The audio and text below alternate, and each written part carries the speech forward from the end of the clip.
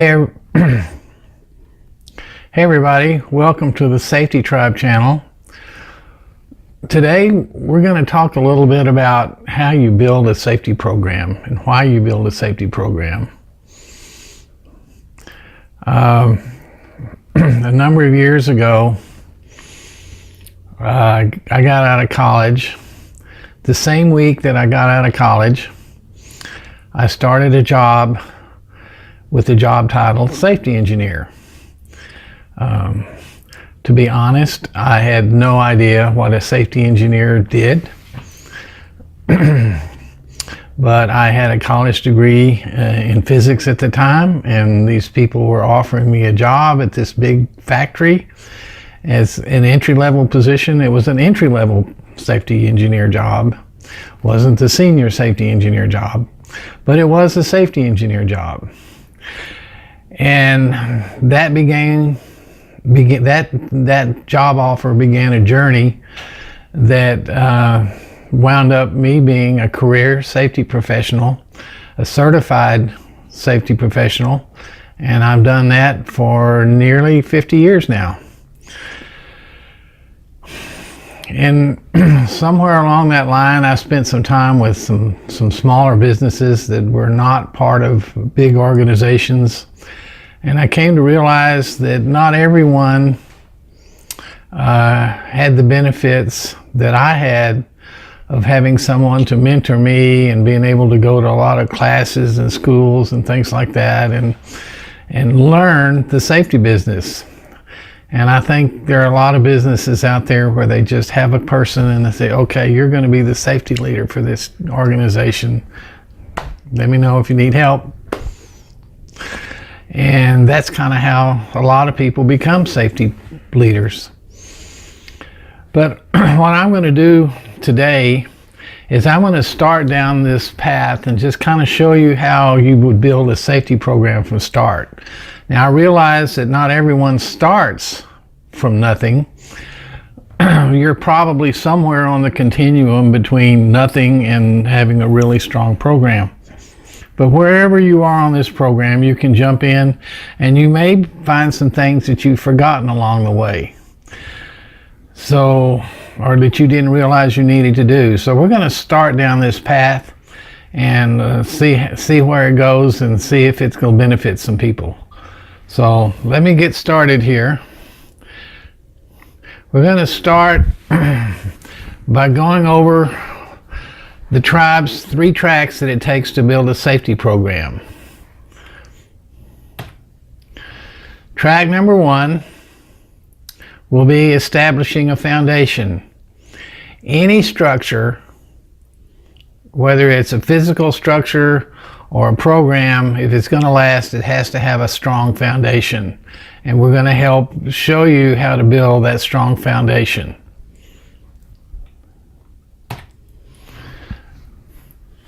That foundation starts with a safety policy statement. Now, a safety policy statement is not a complicated thing.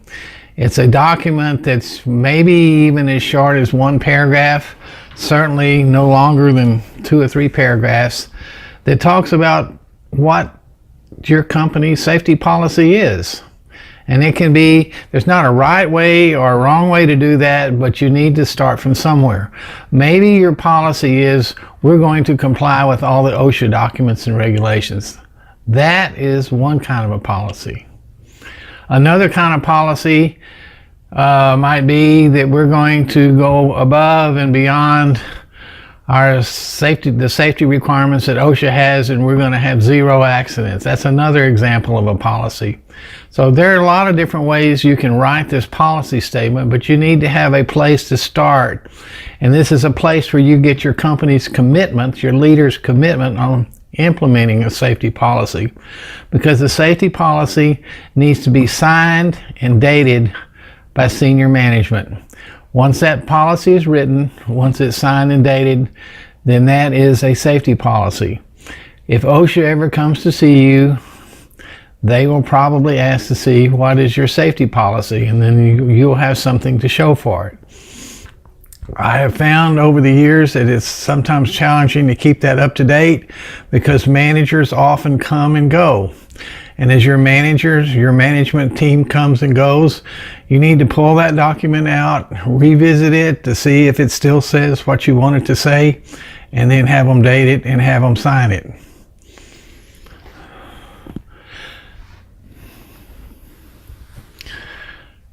The next document that's extremely important that every program must have is a PPE, or personal protective equipment / hazard assessment.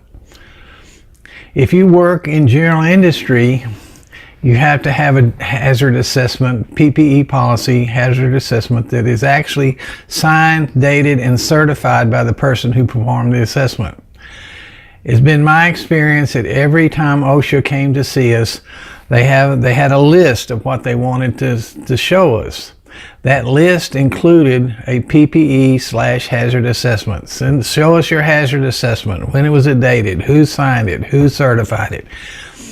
They actually aren't that picky about what's in the assessment, but they are pretty picky that you have one because that is a specific OSHA requirement. And so you need to have a hazard assessment.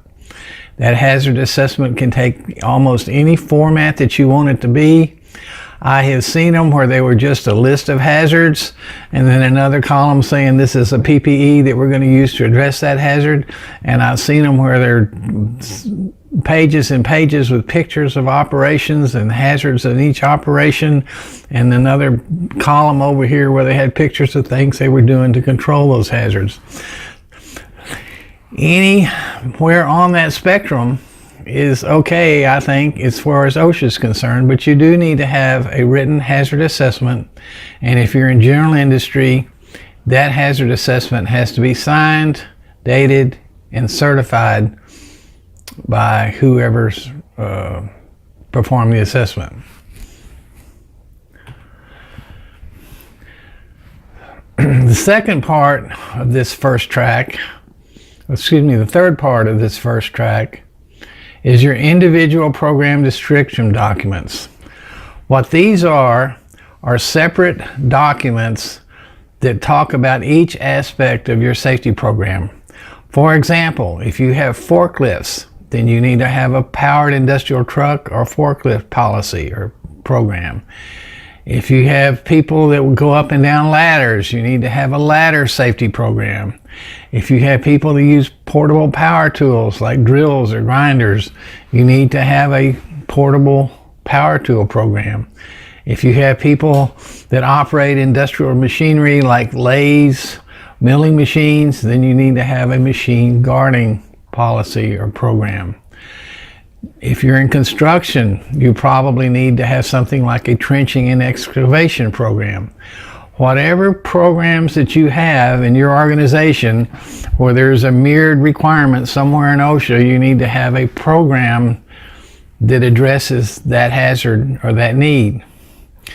I've got a list right here on this slide that we're looking at now. Personal protective equipment, powered industrial trucks, lockout, tagout, working at height, ladder safety, portable power tools, machine guarding, electrical safety, trenching and excavations, and others as applicable. Depending on the hazards that you have in your organization, that's where you decide what kind of program documents that you need.